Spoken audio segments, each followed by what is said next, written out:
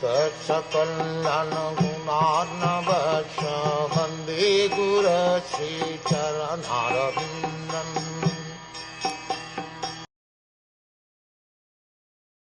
In the fourth incarnation, the Lord became Nara and Nārāyaṇ, the twin sons of the wife of King Dharma.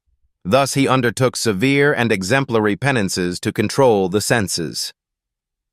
As King Risabha advised his sons, tapasya, or voluntary acceptance of penance for realization of the transcendence, is the only duty of the human being.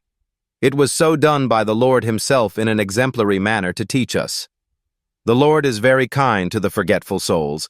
He therefore comes himself and leaves behind necessary instructions, and also sends his good sons as representatives to call all the conditioned souls back to Godhead. Recently, within the memory of everyone, Lord Caitanya also appeared for the same purpose, to show special favor to fallen souls of this age of iron industry. The incarnation of Nārāyaṇ is worshipped still at Badari, Nārāyaṇ, on the range of the Himalayas.